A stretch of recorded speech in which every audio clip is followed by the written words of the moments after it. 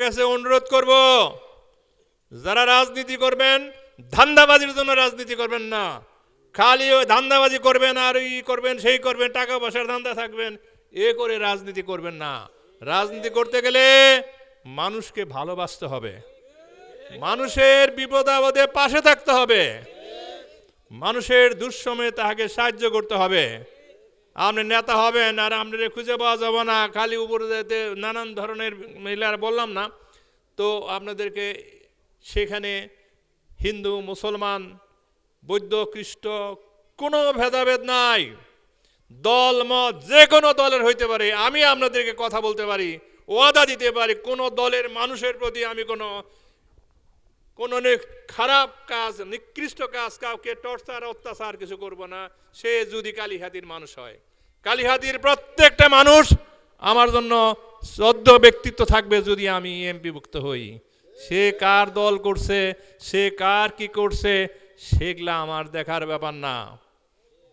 আমি কালীহাতির মানুষ, যদি এই কালীহাতির মানুষ আমাকে মনোনীত করে, কালীহাতির প্রত্যেকটা মা বোন ভাই বোন সব আমাদের দায়িত্ব থাকবে, আমার দায়িত্ব থাকবে তাদের ভালো মন্দ দেখার, তাই নয় কি?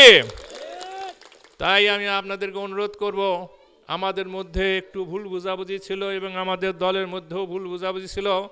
তাই আজকের এই মিটিংয়ে গতকাল আমাদের সম্মানিত শ্রদ্ধেয় নেতা জনাব টিটু ভাই ওনাকে আমি সালাম জানাই, ওনাকে আমি ধন্যবাদ জানাই।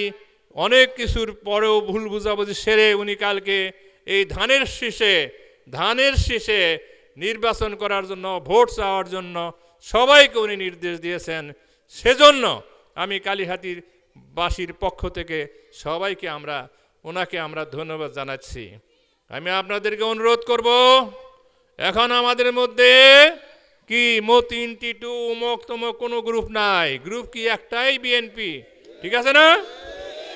যদি কেউ বিএনপির মধ্যে গ্রুপিং সৃষ্টি করতে চায়, নিজের স্বার্থের জন্য ব্যাঘাত করতে চায়, নিজের স্বার্থের জন্য দলকে ক্ষতিগ্রস্ত করতে চায়, কোনো অবস্থায় তাদেরকে আমরা অ্যালাউ করব না। করব?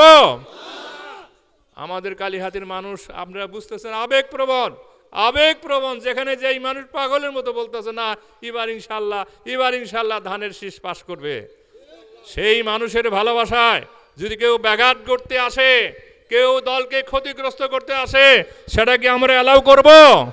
কোনো অবস্থাতে অ্যালাউ করব না। আমার মনে হয় কেউ আমাদের ধানের শীষের বিরুদ্ধে, আমাদের বিএনপির নাম করে, বিএনপির রাজনীতি করে কেউই, আমি বিশ্বাস করি, বিশেষ করে কালকে টিটু ভাইয়ের ঘোষণার পরে কেউই বিএনপির থেকে দূরে থাকবে না। আমরা অবশ্যই সর্বোচ্চ সাপোর্ট পাবো সবার কাছ থেকে।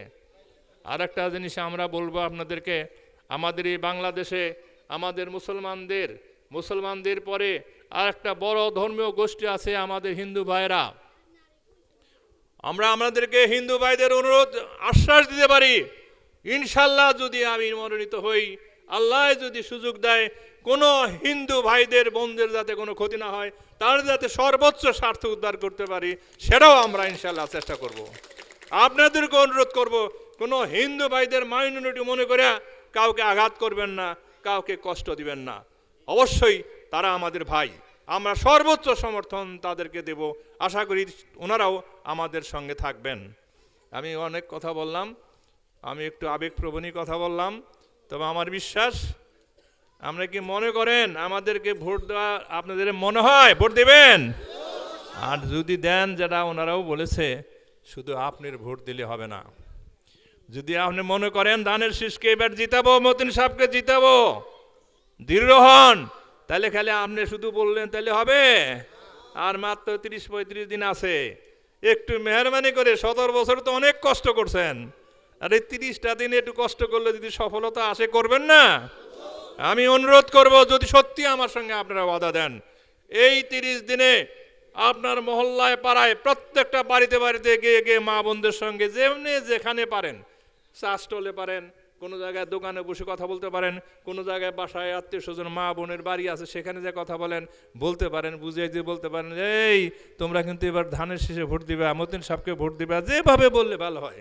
আমার বিশ্বাস, আপনি যেভাবে দৃঢ় প্রত্যয় দেখাচ্ছেন, সত্যি যদি এইভাবে কাজ করতে পারেন এবং বা গ্রামে গ্রামে 30 দিন কাজ করতে পারেন, আমার মনে হয় এই কালিহাতী শুধু কালিহাতীতে না, বাংলাদেশের নির্বাচনে একটা ইতিহাস সৃষ্টি করতে পারে সর্বোচ্চ ভোট পেয়ে।